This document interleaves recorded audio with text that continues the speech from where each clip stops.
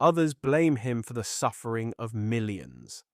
Like many figures in history, the truth is far more complicated than simple labels. This evening, we will not rush through battles or political speeches. Instead, we will move slowly through his life. We will walk beside him through quiet palace corridors. We will listen to the distant bells of St. Petersburg. We will stand beneath snow-covered pine trees as winter settles over the Russian countryside. We will visit magnificent ballrooms illuminated by thousands of candles. We will enter rooms where whispers change the course of history. And eventually, we will arrive at a quiet house far from the royal palaces. A place where an empire finally came to an end. As always, our purpose is not excitement. Our journey is calm, gentle, reflective. Allow your breathing to slow. Imagine the soft sound of winter wind moving across frozen fields. Picture horse-drawn sleighs leaving delicate tracks across fresh snow. Hear church bells echoing across distant villages. The world of Imperial Russia moved more slowly than our own. Messages traveled by telegraph. Trains crossed enormous distances over many days. Even time itself seemed quieter beneath endless northern skies. As you settle comfortably, remember that every great empire once believed it would last forever. The Romanovs believed the same. Few could imagine that within a single generation, centuries of tradition would disappear forever. This is the story of the final chapter of Imperial Russia, the story of Nicholas II, the last Tsar. So dim the lights. Relax your mind, and let history carry you gently into the night. Chapter 1. The child who never expected to rule. Long before he wore the heavy imperial crown of Russia, long before ministers bowed before him or soldiers pledged their loyalty in his name, Nicholas Alexandrovich Romanov was simply a little boy growing up inside one of the grandest royal families in Europe. He entered the world on the 18th day of May, 1868, according to the modern calendar, in the magnificent Alexander Palace near St. Petersburg. His birth was welcomed with celebration across the Russian Empire. Church bells rang in cities and villages alike. Cannons fired ceremonial salutes, and prayers were offered for the newest member of the House of Romanov. No one could know then that this quiet infant would one day become the final ruler of an empire that had endured for more than 3 centuries. Russia, in the late 19th century, was unlike any other nation on Earth. It stretched from the forests of Eastern Europe across endless plains, towering mountain ranges, frozen tundra, and distant Pacific shores. Millions of people lived under the authority of the Tsar. Hundreds of languages and dialects were spoken throughout the empire. Different religions, customs, and traditions existed side by side beneath the double-headed eagle of Imperial Russia. To many outsiders, the empire seemed impossibly vast. Even today, it is difficult to imagine the enormous distances involved. A traveler could spend weeks crossing Russia by rail, watching forests slowly give way to grasslands, rivers, mountains, and snow-covered landscapes without ever leaving the borders of the empire. Nicholas was born into extraordinary privilege, but privilege did not necessarily mean freedom. From the very beginning of his life, almost every hour of his day was carefully planned. Members of the imperial family followed strict routines. Meals were scheduled precisely. Lessons began at fixed hours. Religious observances were treated with deep seriousness. Every public appearance followed traditions that had developed over generations. The Romanovs believed that discipline was an essential quality for those chosen to rule. Nicholas's father, the future Emperor Alexander III, possessed an imposing presence. He stood well over 6 feet tall, broad-shouldered, immensely strong, and carried himself with quiet authority. Stories spread through the palace of his remarkable physical strength. Some claimed he could bend iron objects with his bare hands. Whether every tale was true hardly mattered. To those around him, Alexander appeared almost larger than life. Despite his intimidating appearance, family members often remembered him as deeply devoted to his wife and children. He believed that a strong family created a strong monarchy. Nicholas's mother, Empress Maria Feodorovna, had been born Princess Dagmar of Denmark. Unlike many royal marriages arranged for political convenience, the marriage between Alexander and Maria became one of genuine affection. She brought warmth, elegance, and a lively personality into the often formal atmosphere of the Russian court. Nicholas adored his mother. Throughout his childhood, she remained one of the most comforting and influential figures in his life. Within the palace walls, family life could sometimes appear surprisingly ordinary. The imperial children laughed together, played games, studied languages, and celebrated birthdays, much like children everywhere. Nicholas shared close relationships with his younger brothers and sisters. The Romanov children invented games, told stories, and explored palace gardens under the careful watch of tutors and attendants. Yet reminders of their extraordinary position were never far away. Uniformed guards stood outside palace entrances. Servants quietly attended to every practical need. Formal ceremonies frequently interrupted ordinary routines. Visitors from across Europe arrived dressed in magnificent military uniforms and glittering decorations. Kings, queens, princes, diplomats, and generals walked through halls decorated with marble, crystal chandeliers, and priceless works of art. For Nicholas, such sights became normal. He knew no other world. One of the most important influences upon the young prince was religion. The Russian Orthodox faith shaped every aspect of imperial life. Morning prayers, evening prayers, feast days, fasts, and church services formed the rhythm of each passing year. Nicholas grew up believing that the Tsar ruled not simply through political authority, but through a sacred responsibility entrusted to him by God. This belief would remain with him for the rest of his life. It would shape many of the decisions he later made as emperor.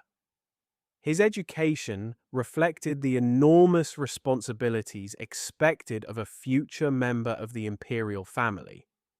Private tutors taught him history, geography, literature, foreign languages, military science, economics, law, and religion. French and English became almost as familiar to him as Russian. Members of European royal families often communicated in several languages, and Nicholas became particularly comfortable speaking English. His teachers generally described him as polite, attentive, and hardworking.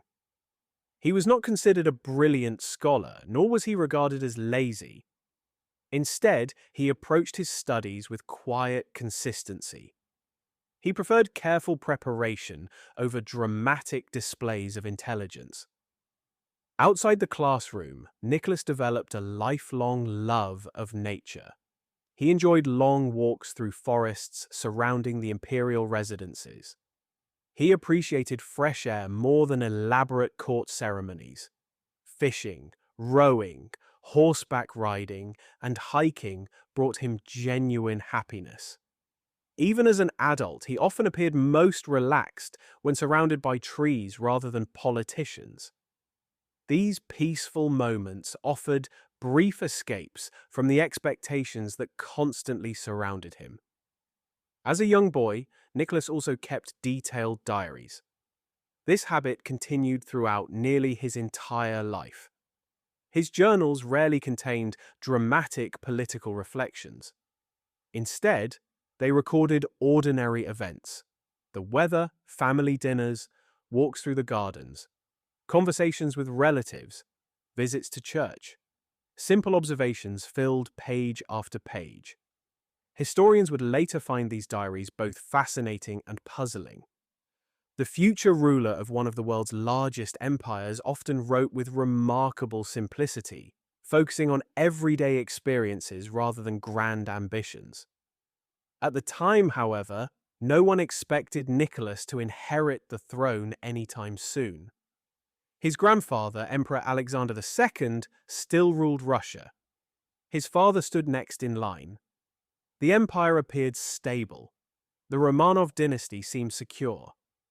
For the young Nicholas, the future stretched peacefully before him, filled with lessons, family traditions, military training, and the quiet routines of palace life.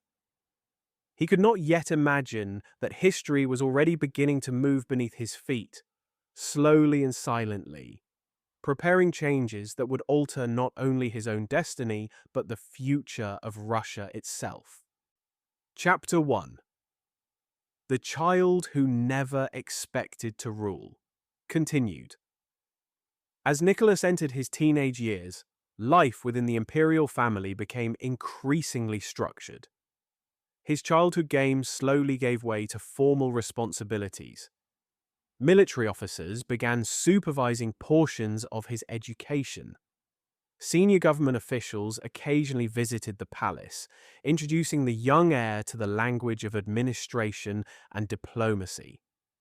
Although he was still years away from adulthood, every lesson reflected a single expectation.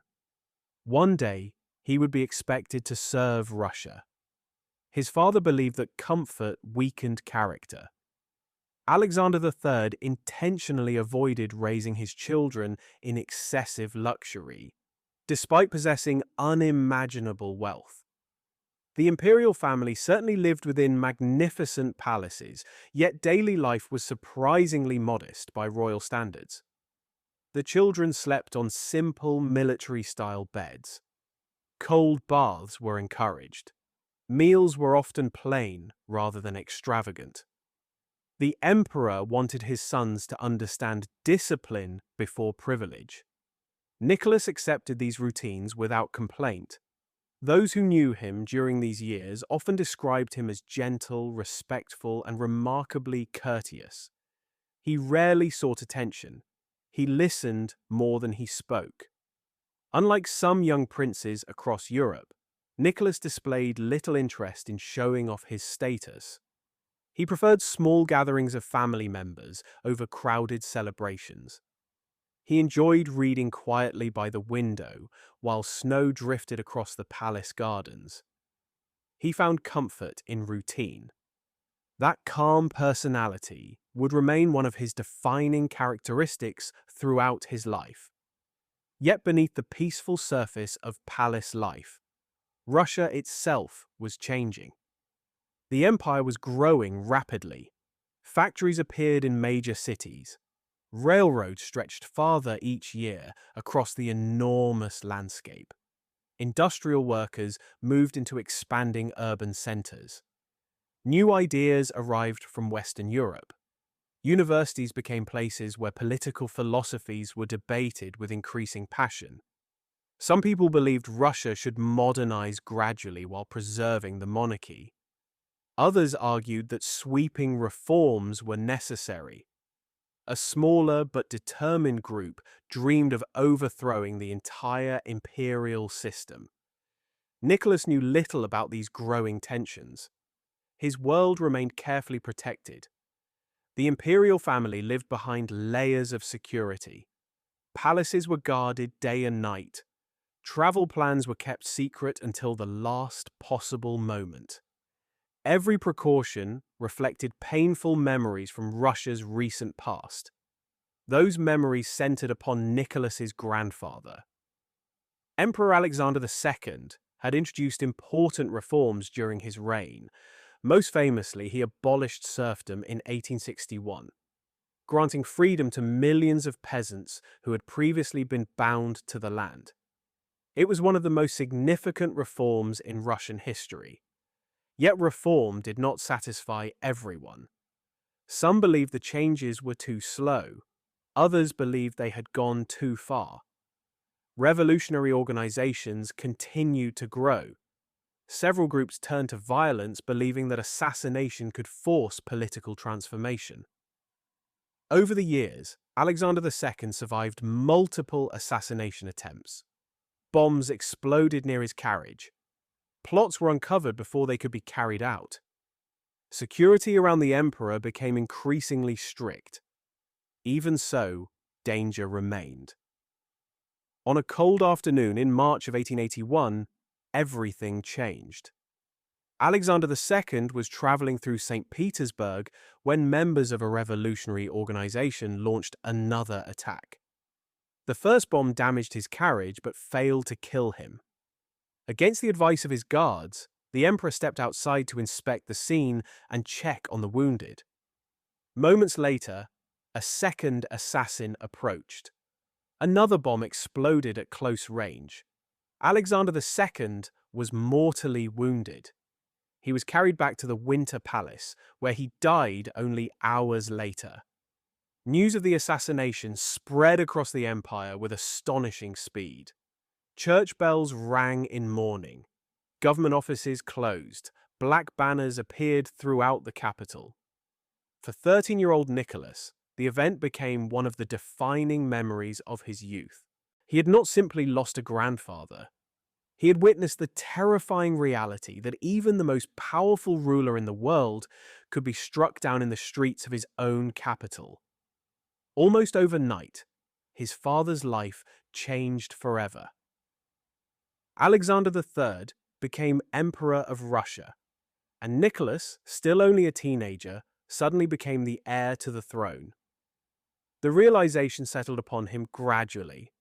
Until that moment, the future had seemed distant. Now it stood directly before him. Every lesson became more serious. Every military exercise carried greater importance. Every public appearance reminded him that millions of people now viewed him as the future Tsar. Unlike many heirs throughout history, Nicholas never actively sought power. He accepted his new role because it was expected of him. Duty, rather than ambition, guided his thinking. That quiet sense of responsibility earned him respect from many who knew him personally. But some observers also noticed something else. He lacked the commanding confidence that seemed so natural to his father. Alexander III filled every room with his presence. Nicholas, by contrast, often appeared reserved and almost shy. Few imagined that this gentle young man would one day face some of the greatest political storms of the 20th century. For now, however, those storms still lay beyond the horizon. Russia remained at peace. The Romanov dynasty appeared secure. The young heir continued his studies, unaware that the world around him was changing faster than anyone inside the palace truly understood. And with each passing year, the weight of the crown he had not yet worn grew a little heavier upon his shoulders. Chapter 2. The Heir to the Russian Empire. By the late 1880s, Nicholas Alexandrovich was no longer the quiet child who wandered through palace gardens with a notebook in his pocket. He had become a young man. Tall, slender, neatly dressed, and always mindful of royal etiquette, he now carried himself with the quiet confidence expected of the heir to the largest empire on earth. Although his father remained healthy and firmly in control of the government, preparations for Nicholas's future had already begun. An heir to the Russian throne could not simply inherit a crown. He had to understand the enormous nation he would someday govern. His education, therefore, expanded beyond books and classrooms.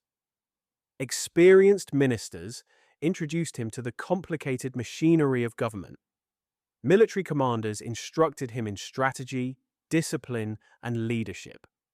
Economists explained the empire's finances. Religious leaders reminded him that the Tsar's authority, according to long-held Russian belief, was both political and sacred. Nicholas listened carefully. He took notes. He asked thoughtful questions.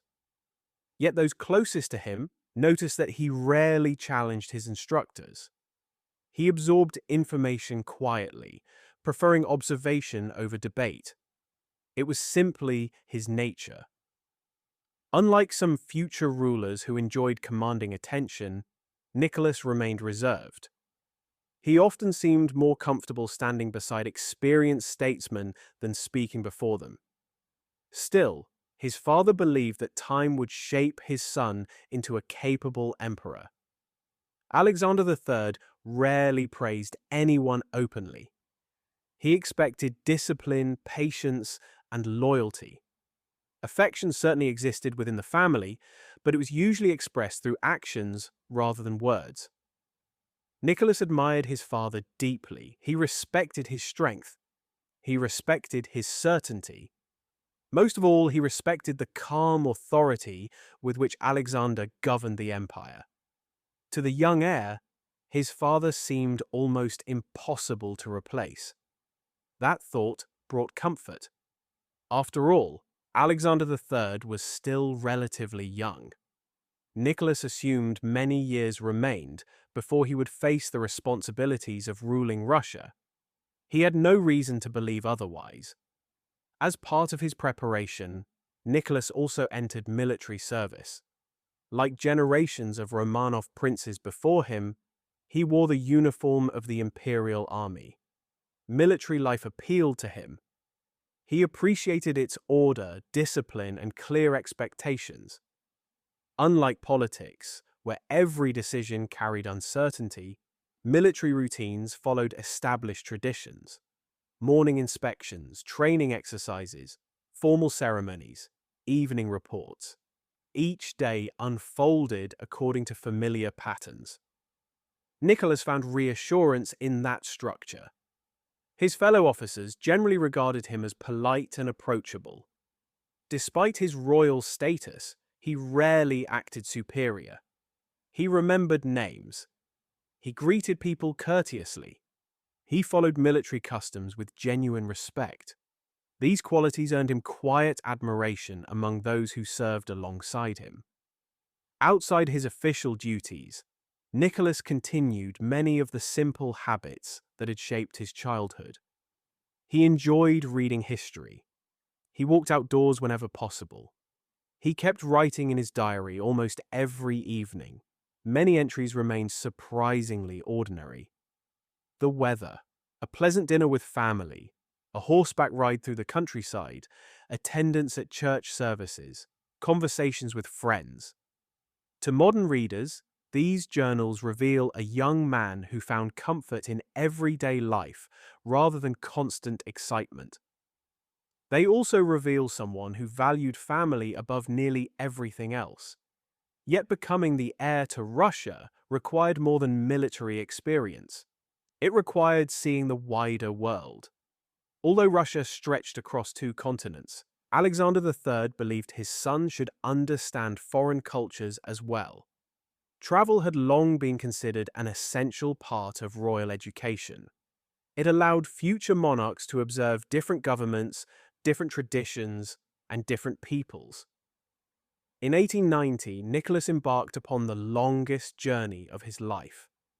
Accompanied by his younger brother, Grand Duke George, along with advisors, officers, and attendants, the young heir departed Russia on an extended voyage across Europe, the Middle East, and Asia. For Nicholas, the journey was both educational and deeply personal.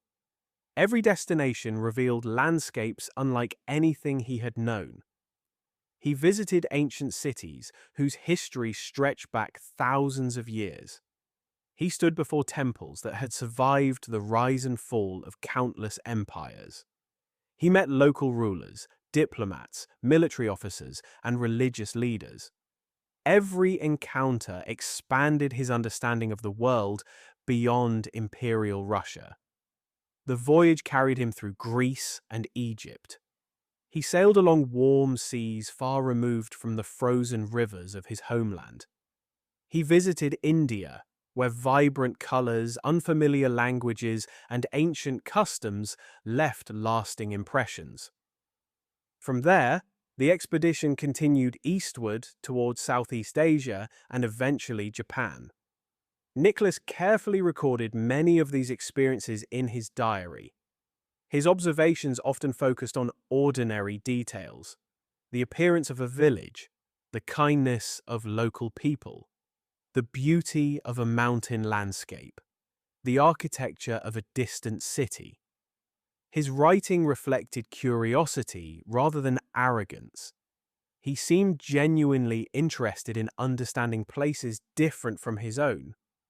The journey, however, would take an unexpected and dangerous turn. Far from the palaces of St. Petersburg, in a country that welcomed distinguished visitors with elaborate ceremonies, an event occurred that nearly changed the course of history forever. Nicholas had come to Japan expecting peaceful diplomacy. Instead, he would find himself face to face with sudden violence. And for the second time in his young life, he would learn how quickly a single moment could alter destiny. Chapter 2: The Heir to the Russian Empire continued. In the spring of 1891, the imperial delegation traveled through Japan as honored guests of the Japanese government. Relations between Russia and Japan were generally peaceful at the time, and every effort was made to ensure that the young Russian heir experienced the country's hospitality. Nicholas visited temples surrounded by ancient cedar trees. He admired carefully designed gardens where every stone, bridge, and pond appeared to exist in perfect balance. He watched traditional performances unlike anything he had seen in Europe. The quiet elegance of Japanese culture left a lasting impression on him. His diary reflected genuine appreciation for the people he met and the places he explored. Yet beneath the calm atmosphere, a single unexpected act would overshadow the entire journey. On the morning of May 11th, 1891, Nicholas was traveling through the city of Otsu in a small procession. Crowds gathered along the streets to catch a glimpse of the foreign prince. Most watched quietly, some bowed respectfully, others simply observed with curiosity. As the procession moved forward, a Japanese police officer named Tsuda Sanzo suddenly rushed toward Nicholas. Without warning, he drew a saber and struck the young heir across the side of his head. The attack happened in only a few seconds. Nicholas instinctively turned, and the movement likely saved his life. Instead of delivering a fatal blow, the blade cut across his forehead. Blood immediately ran down his face. Before the attacker could strike again, members of the delegation reacted. Prince George of Greece, who was traveling with Nicholas, reportedly swung his walking cane at the attacker, helping to interrupt the assault. Others quickly restrained the officer before further harm could be done. The streets fell silent. Confusion spread through the crowd. No one had expected such an event. Within moments, doctors examined Nicholas's wound. Fortunately, the injury proved far less serious than it first appeared. The cut required treatment but did not threaten his life. News traveled rapidly across Japan. The attack shocked the Japanese government. Emperor Meiji expressed profound regret and personally demonstrated his concern for Nicholas's recovery. Officials feared the incident might damage relations between the two nations. Every effort was made to apologize for what had happened. For Nicholas himself, the experience left a lasting emotional impression. Although he recovered physically within days, the memory remained with him for years. Some historians believe the attack influenced his later opinions about Japan, though the extent of that influence remains a matter of debate. What is certain is that the event reminded him once again of how fragile life could be. His grandfather had died in an assassination. Now he himself had narrowly escaped another. The journey eventually continued, but the mood had changed. The excitement of discovery gave way to quiet reflection. Nicholas returned to Russia with greater experience than when he had departed. He had crossed continents. He had met emperors and princes. He had observed distant civilizations. And he had survived an attack that might easily have ended his life before he ever became Tsar. Back in Russia, life gradually returned to familiar routines. Military duties resumed. Meetings with government officials continued. Formal receptions filled the calendar. To the outside world, everything appeared stable. Alexander III remained a powerful ruler. The empire continued to expand economically. Railroads reached farther across Siberia. Factories produced increasing amounts of steel, coal, and machinery. Russia seemed to be entering a new age of progress. Yet beneath that appearance of strength, small signs of change continued to emerge.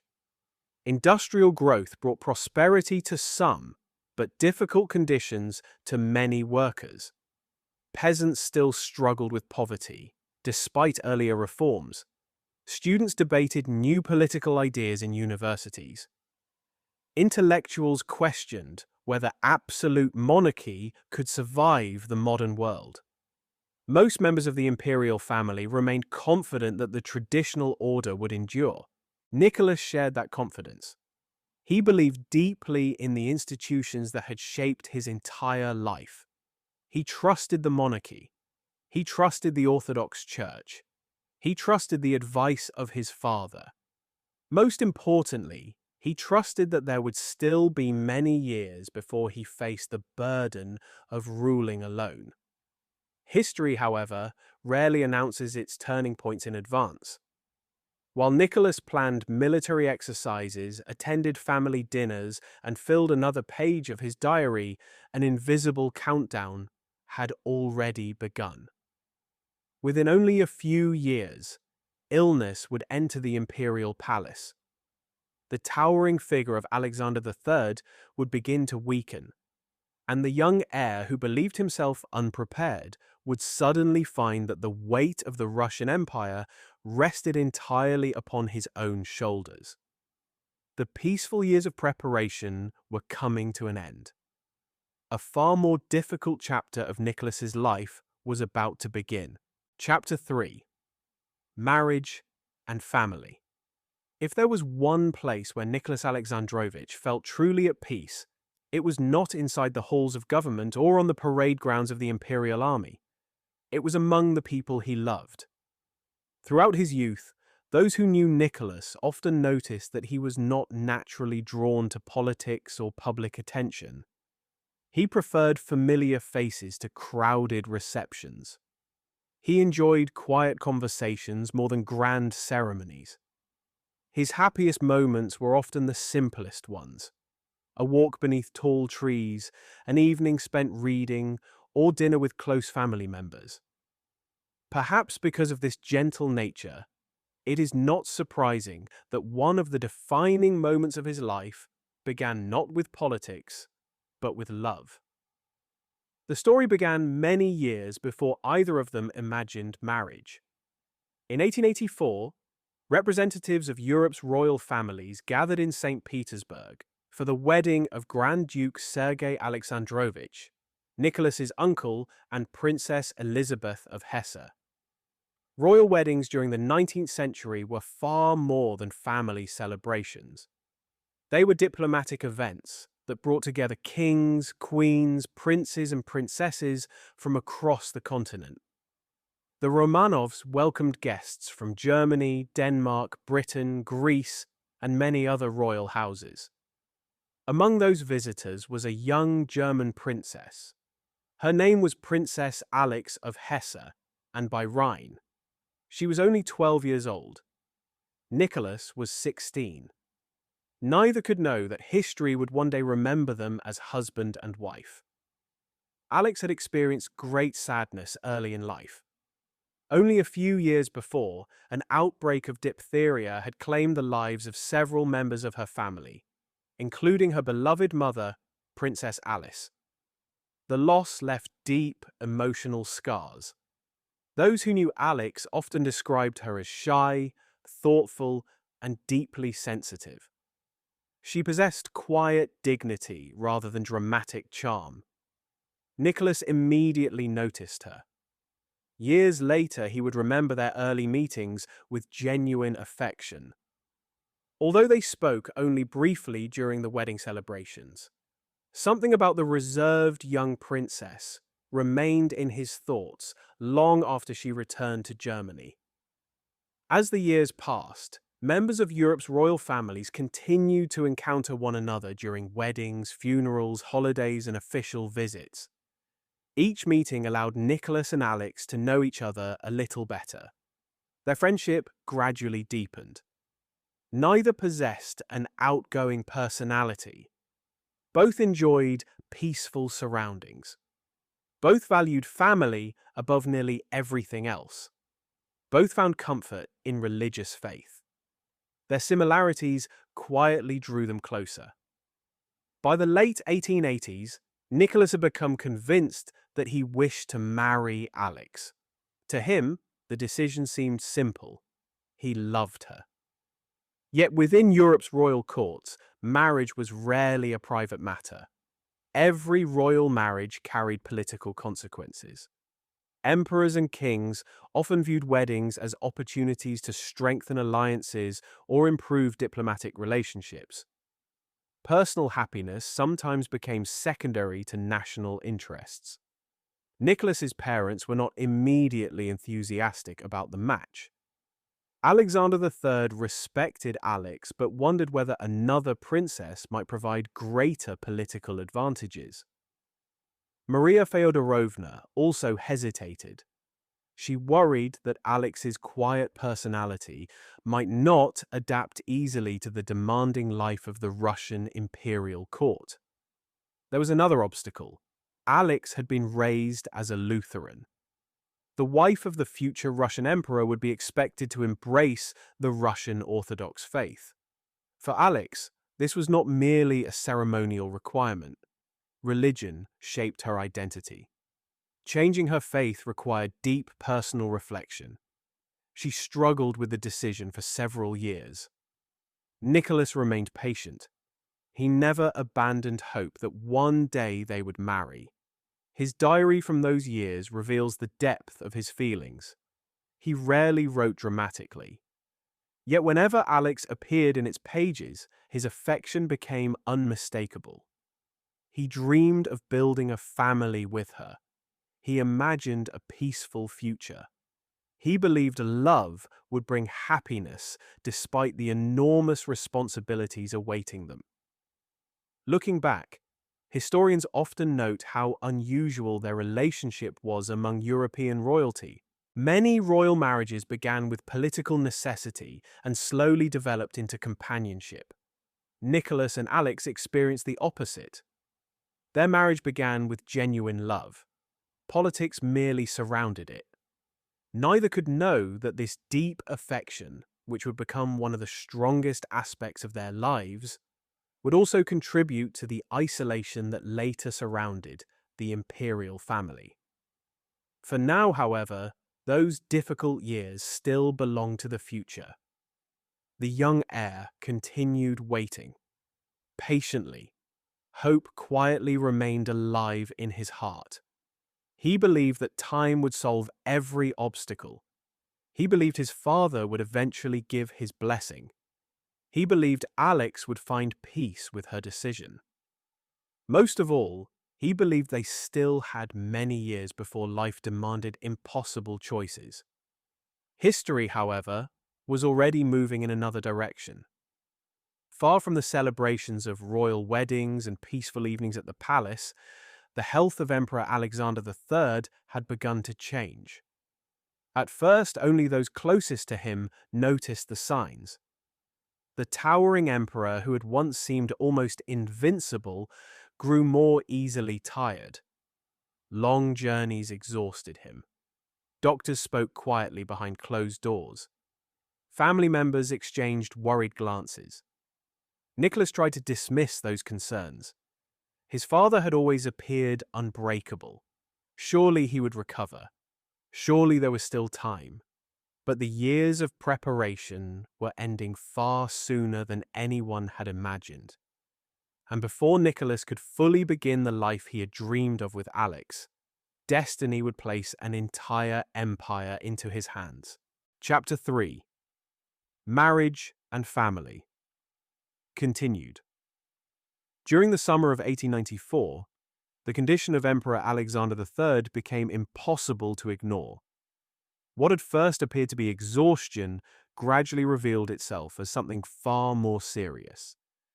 The emperor, whose towering figure had long symbolized strength and stability, began losing weight. Simple walks became tiring. Long meetings left him visibly fatigued. His physicians examined him repeatedly. Eventually, they reached a troubling conclusion. Alexander was suffering from a severe kidney disease, now believed to have been nephritis. In the 19th century, medicine could offer little treatment for such an illness. Doctors recommended rest. They advised fresh air and a warmer climate. Hope remained, but it grew weaker with each passing week. For Nicholas, the change was deeply unsettling. His father had always seemed indestructible. As a child, Nicholas had looked upon him almost as a giant. Alexander's broad shoulders, booming voice, and unwavering confidence had defined the image of the Russian emperor. Now, that same powerful man struggled simply to conserve his strength. The imperial family traveled to the Livadia Palace in Crimea, where the mild climate was believed to be more beneficial than the colder weather of St. Petersburg. Nestled beside the Black Sea, Livadia offered beautiful gardens, quiet paths, and gentle autumn sunshine. Visitors described the palace as peaceful. Yet beneath its calm appearance, everyone understood that they had gathered for a far more serious reason. Nicholas spent as much time with his father as possible. Conversations became quieter.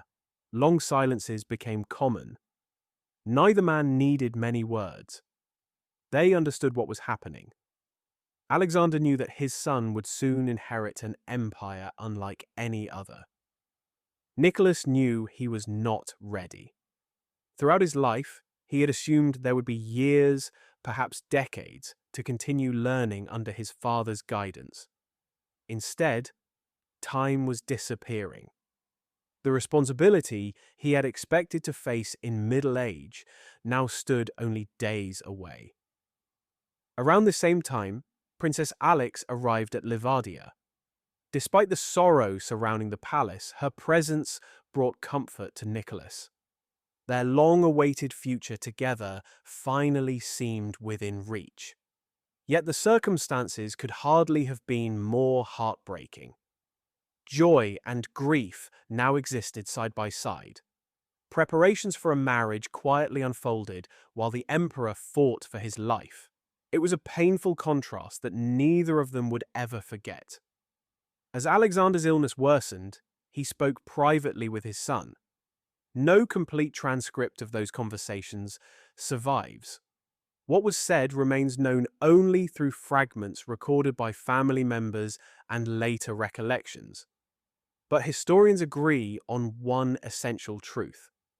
The emperor understood that Nicholas would soon become Tsar. He wanted his son to accept that responsibility with courage. On the first day of November 1894, according to the modern calendar, the end finally came. Surrounded by members of his family, Emperor Alexander III passed away at the age of 49. A profound silence settled over Livadia Palace. The enormous presence that had dominated Russian politics for 13 years was suddenly gone. Nicholas later described the moment with heartbreaking simplicity. His father was dead, and he was now emperor. He was only 26 years old. The transformation happened almost instantly. There was no gradual transition, no period of adjustment. One moment he had been the heir. The next, every minister, every general, every governor, and every official throughout the Russian Empire answered to him. The weight of centuries now rested upon his shoulders. That evening, Nicholas wrote in his diary. His words revealed a young man overwhelmed by grief rather than ambition. He mourned his father before thinking of his crown. Those close to him remembered seeing tears in his eyes. He had lost not only an emperor, he had lost the person he admired most. Only a few days later, another deeply emotional event followed. Alex agreed to enter the Russian Orthodox Church. Upon her conversion, she received a new name, Alexandra Feodorovna. The decision required enormous personal sacrifice. She was leaving behind not only her homeland, but also the religious tradition in which she had been raised. She embraced her new faith sincerely, believing it to be both a spiritual commitment and an act of love. On November 26, 1894, scarcely 3 weeks after the death of Alexander III, Nicholas and Alexandra were married in the Winter Palace. The ceremony was beautiful. Candles illuminated the cathedral, golden icons reflected soft light. Choirs filled the palace with ancient hymns. Yet beneath the splendor remained overwhelming sadness. Black mourning clothes had only recently been set aside. Many guests later recalled that the celebration felt unusually subdued. Nicholas himself would later write that it seemed as though one funeral had simply led into a wedding. The beginning of their married life was unlike anything either had imagined. Instead of carefree happiness, they stepped immediately into duty. Instead of privacy, they entered a world of constant expectation. Instead of years of preparation, Nicholas found himself ruling the largest empire on earth, with almost no practical experience as sovereign. The young couple loved one another deeply. That love would never disappear. Through triumph and tragedy, through public celebration and private sorrow, Nicholas and Alexandra remained devoted to each other. Yet history would soon test that devotion in ways neither could possibly imagine. For beyond the palace walls, millions of ordinary Russians looked toward their new emperor with hope.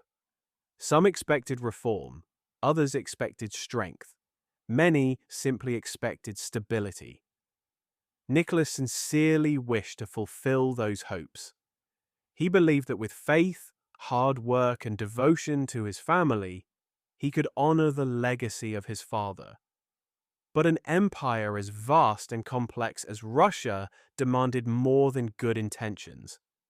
The reign of the last Tsar had begun, and with it, the final chapter of Imperial Russia slowly unfolded. The death of Alexander III changed the course of Nicholas's life in a single afternoon. Only weeks earlier, he had still been a son learning from his father. Now he carried a title that generations of Romanovs had considered both a privilege and a sacred duty. Emperor and autocrat of all the Russias. The words sounded magnificent. The responsibility behind them was almost impossible to measure.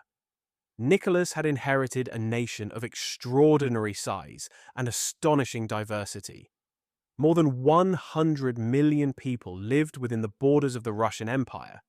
Its lands stretched from the Baltic Sea to the Pacific Ocean, from the frozen Arctic coastline to the mountains of the Caucasus and the deserts of Central Asia. No ruler could personally know every corner of such a vast realm. Instead, The emperor relied upon governors, ministers, military commanders, judges, priests, and thousands of civil servants who carried out the daily work of government. Even so, under the system of autocracy that had existed for centuries, the final responsibility rested with the Tsar alone. Every important decision, every new law, every declaration of war, every appointment of senior officials. Ultimately, all authority flowed from the emperor. Nicholas understood the theory of this system. He had studied it since childhood. Yet understanding an idea in a classroom was very different from carrying it in real life. Privately, he admitted to several close relatives that he did not feel prepared. According to later recollections from members of the imperial family, Nicholas confessed that he had never imagined becoming emperor so soon. He worried that he lacked the knowledge his father had gained through decades of experience. Those doubts remained largely hidden from the public. The Russian people expected confidence. The empire had lost one ruler. It could not appear uncertain under another. Nicholas therefore continued performing his duties with quiet determination. Each morning brought long meetings with ministers. Official reports arrived from every region of the empire. Military commanders submitted updates. Foreign ambassadors requested audiences. Government documents filled enormous desks inside the Winter Palace. The work seemed endless. Despite the constant demands of state affairs, Nicholas tried to preserve parts of his ordinary routine. He continued writing in his diary. He attended church regularly. Whenever possible, he spent quiet evenings with Alexandra. Those peaceful moments became increasingly precious. The young emperor soon discovered that ruling an empire allowed very little privacy. Every public appearance was carefully observed. Every speech was analyzed. Every decision carried consequences extending across thousands of miles. Newspapers throughout Europe closely followed the actions of the 26-year-old monarch. Some admired his sincerity. Others questioned whether someone so young could govern the largest empire in the world. Nicholas paid little attention to public speculation. He believed that faithful service, rather than public opinion, defined a ruler's success. This belief reflected the lessons his father had taught him. Government, in Nicholas's view, was not a popularity contest. It was a solemn responsibility entrusted to him by God. That conviction would guide nearly every important decision he made throughout his reign. Yet the Russia he inherited was changing more rapidly than previous generations had imagined. Railways expanded each year, connecting distant provinces with the great cities of Moscow and St. Petersburg. Factories attracted thousands of workers from rural villages. Industrial production increased steadily. Banks financed new businesses. Universities educated growing numbers of students exposed to political philosophies from across Europe. For many citizens, these developments represented hope and opportunity. For others, they brought uncertainty and hardship. Rapid industrialization created crowded neighborhoods where working conditions were often difficult. Farmers continued struggling with poor harvests and economic hardship. Intellectuals debated whether Russia should embrace constitutional reform or preserve its traditional system of absolute monarchy. The new emperor inherited not only the grandeur of the Romanov dynasty, but also the growing challenges of a society entering the modern age. At first, however, those concerns remained overshadowed by preparations for one of the oldest ceremonies in Russian history, the coronation of a Tsar. For centuries, the coronation had been far more than a political event. It was a sacred ceremony that symbolized the spiritual bond between the ruler, the Orthodox Church, and the Russian people. Although Nicholas had already become emperor upon his father's death, tradition required a formal coronation before the nation. The ceremony would take place in Moscow, the ancient heart of Russia, the city where generations of Romanov rulers had received the imperial crown. For months, officials prepared every detail. Invitations traveled across Europe. Kings, queens, princes, diplomats, military officers, and religious leaders accepted the invitation to witness the beginning of a new reign. Moscow decorated its streets with flags, flowers, banners, and brilliant lights. Church bells echoed across the city. Merchants prepared special displays. Citizens traveled from distant provinces, hoping to witness a moment that many believed they would remember for the rest of their lives. The atmosphere combined celebration, tradition, and deep religious devotion. No one present could imagine that within days, those joyful preparations would be overshadowed by one of the greatest tragedies of Nicholas's reign. The morning of May 26th, 1896, according to the modern calendar, dawned clear over Moscow. Long before sunrise, thousands of people had already gathered near the ancient walls of the Kremlin. Many had traveled for days. Some came by train. Others arrived in horse-drawn wagons from distant villages. For countless ordinary Russians, seeing their new emperor crowned was more than a public celebration. It was a deeply spiritual experience. The Tsar was believed to rule by the grace of God. To witness his coronation was, for many, a blessing that might come only once in a lifetime. Inside the Kremlin, preparations unfolded with extraordinary precision. The Cathedral of the Dormition, where Russian rulers had been crowned for centuries, glowed beneath the light of countless candles. Its ancient frescoes covered nearly every wall. Golden icons reflected the gentle light. The scent of incense drifted through the air as choirs quietly rehearsed sacred hymns. Every object used during the ceremony carried centuries of tradition. Nothing had been placed by chance. Nicholas entered the cathedral wearing magnificent ceremonial robes embroidered with gold. Beside him walked Alexandra, now Empress of Russia. Although surrounded by grandeur, both appeared solemn rather than triumphant. They understood that the ceremony represented not merely power, but responsibility. When the time came, Nicholas performed one of the most symbolic acts of the entire coronation. Rather than allowing another person to place the imperial crown upon his head, he crowned himself. This ancient tradition emphasized that no earthly authority stood above the Russian emperor. His authority, according to imperial belief, came directly from God. After placing the crown upon his own head, Nicholas gently lifted the smaller imperial crown and placed it upon Alexandra. The moment lasted only seconds. Yet artists would later paint it countless times.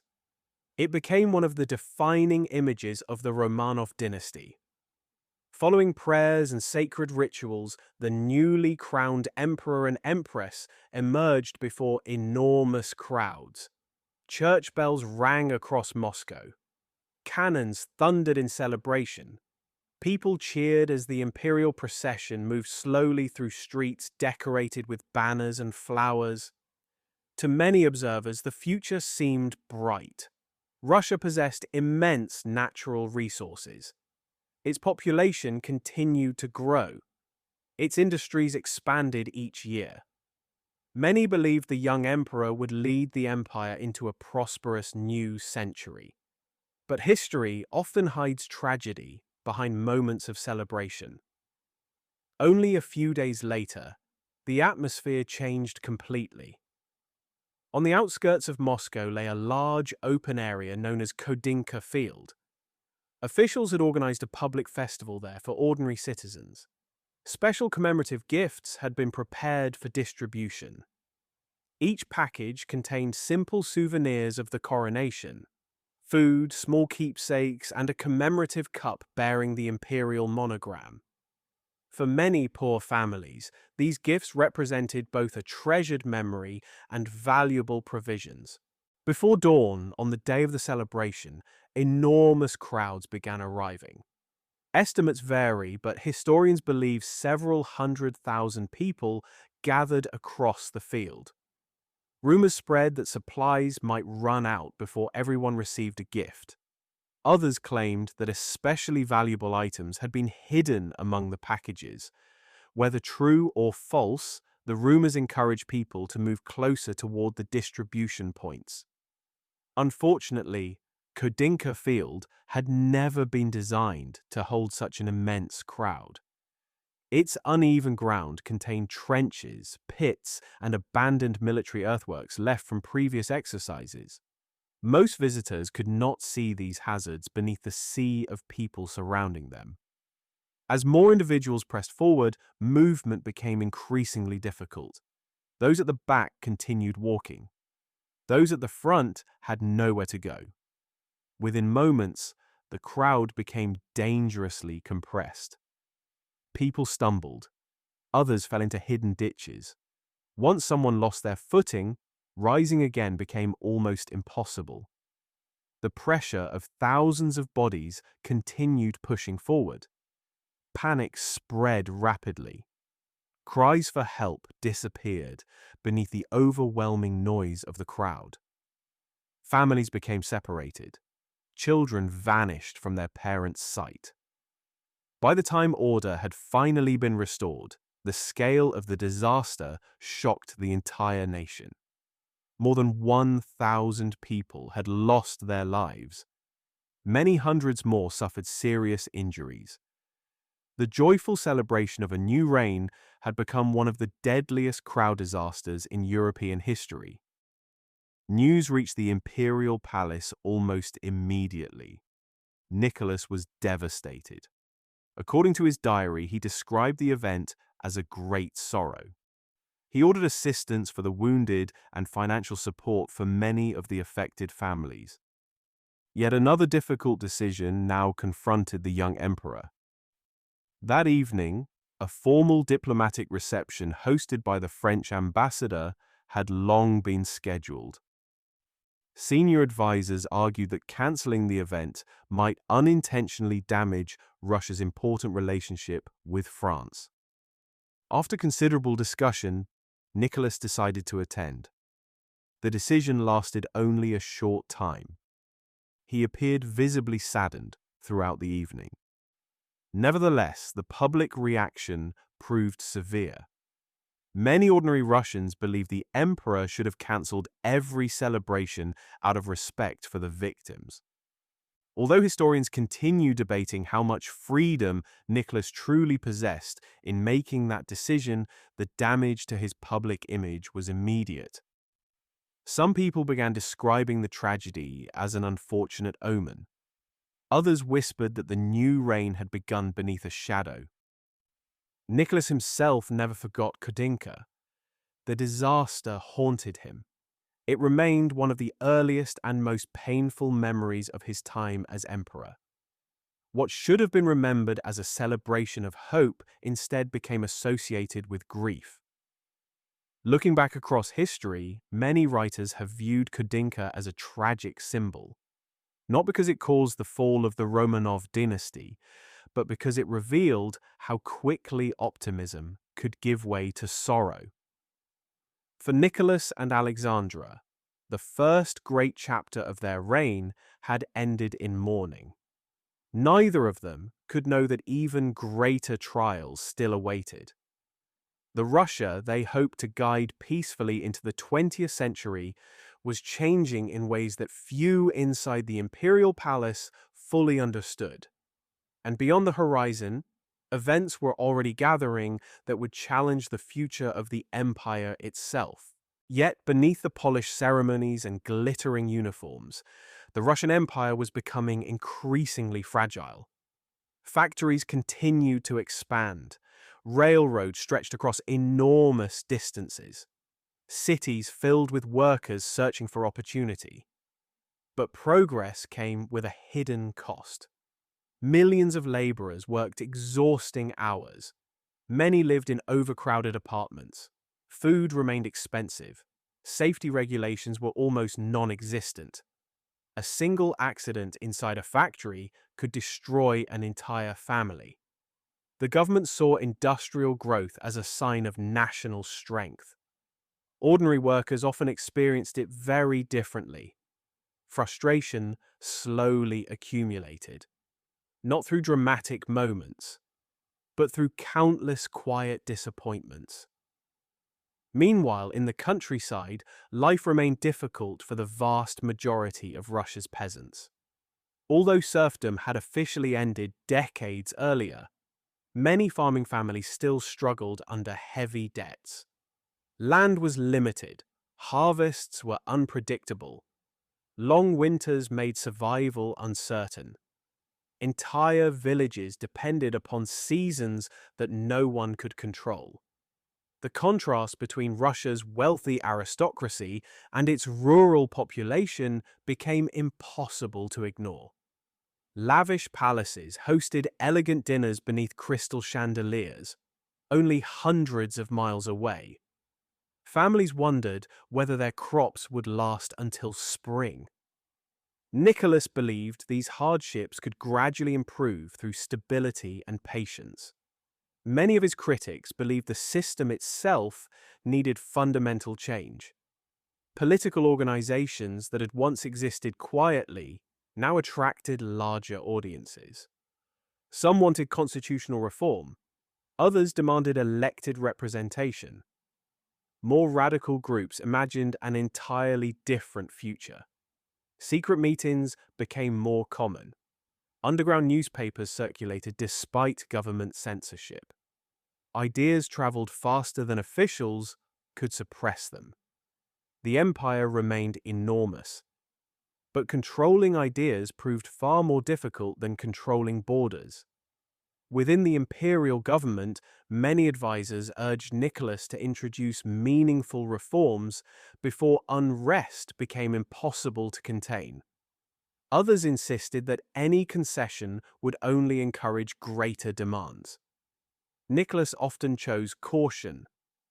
He feared that weakening the authority of the monarchy might ultimately destroy it. It was a decision rooted in conviction. But history would eventually judge its consequences with remarkable severity. Abroad, Russia also faced growing challenges. Competition between European powers intensified. Empires expanded their influence across Asia. Diplomatic tensions quietly increased. Military leaders believed Russia needed to demonstrate its strength on the international stage. These ambitions would soon lead the empire toward a conflict few expected to unfold as disastrously as it did.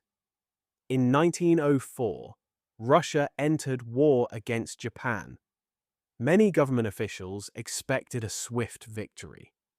Japan, despite its modernization, was still underestimated by much of Europe. Confidence filled newspapers. Military commanders assured the public that success would come quickly. Reality proved very different. Japanese forces displayed remarkable organization, discipline, and strategic planning. Russian supply lines struggled across thousands of miles. Communication remained painfully slow. Decisions made in distant government offices often arrived too late to matter. Battles ended in unexpected defeats. Ships that had traveled halfway around the world were destroyed. Soldiers suffered from shortages. Morale steadily declined. For ordinary Russians, the war became more than a distant military campaign. It became evidence that something inside the empire was deeply wrong. Questions once whispered behind closed doors slowly entered public conversation. Could the government truly protect Russia? Could the emperor still guide the nation successfully? Nicholas found these doubts deeply painful. He viewed criticism not merely as political disagreement, but as a challenge to the sacred responsibility he believed God had entrusted to him. The pressure surrounding the imperial family quietly intensified. Every decision carried greater consequences. Every setback weakened public confidence. And while battles continued far from the capital, another crisis was already beginning much closer to home, one that would forever change the relationship between Nicholas and the people he believed he was destined to protect. By early 1905, frustration had spread across the empire. Workers demanded better wages. Farmers wanted land. Many hoped the emperor would finally listen.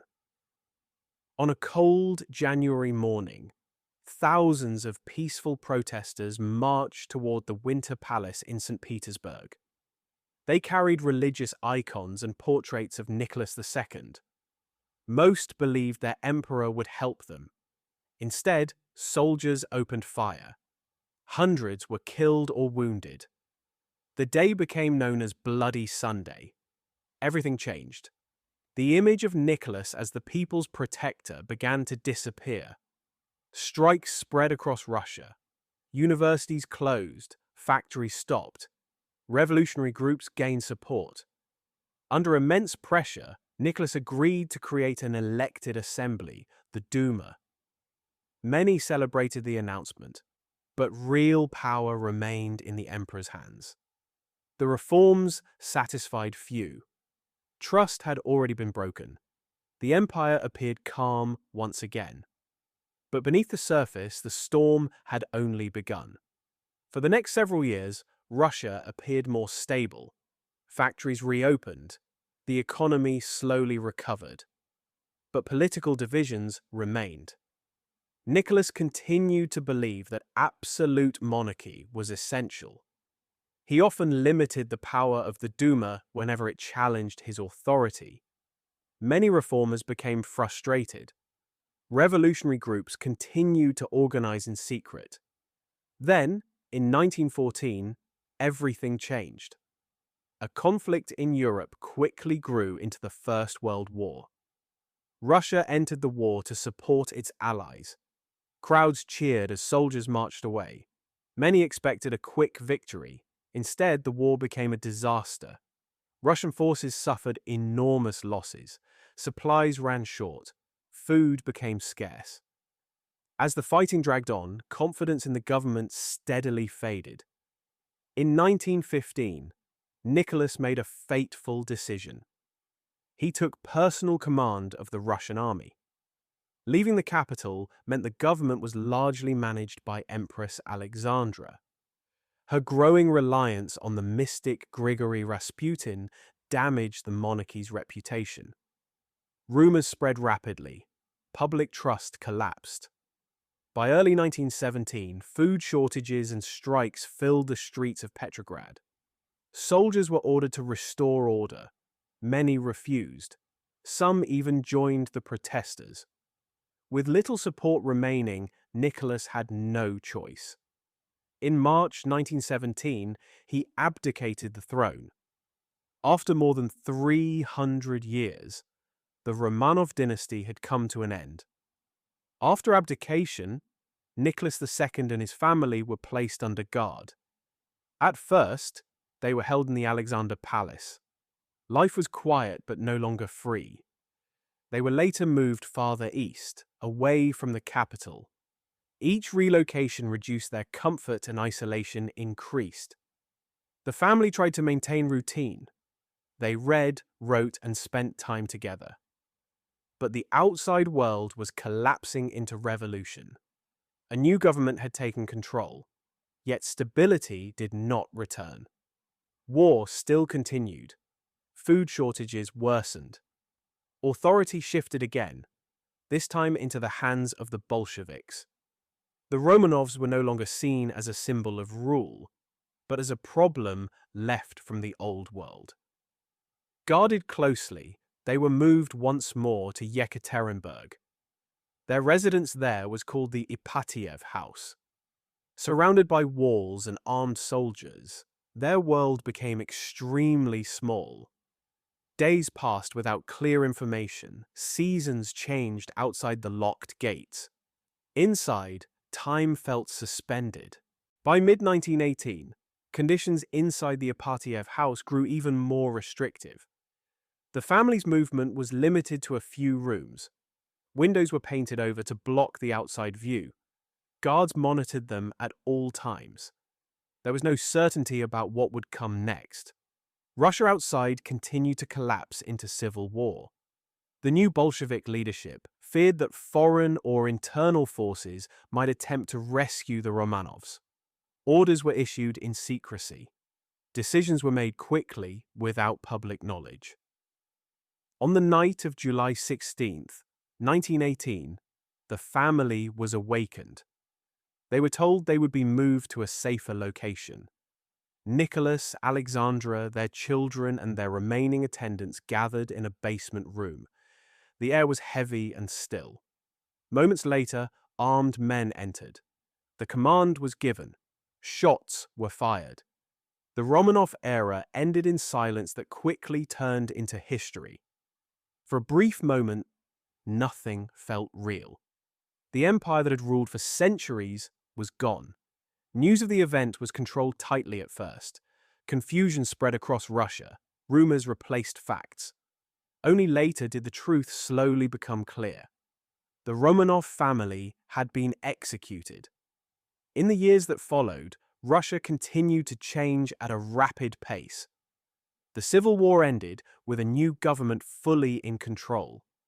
The old imperial world disappeared almost completely. Palaces were repurposed. Titles were abolished. History was rewritten from a new perspective. Nicholas II, once Emperor of all Russia, became a symbol debated by historians for generations. Some viewed him as a man overwhelmed by forces he could not control. Others saw him as responsible for refusing necessary change. But beyond politics and judgment, his final years remained tied to a larger story. A story of an empire too vast to stabilize quickly, and a world that was transforming faster than any single ruler could adapt to. In the quiet that followed, Russia entered a new era. But the echoes of the Romanovs never fully disappeared.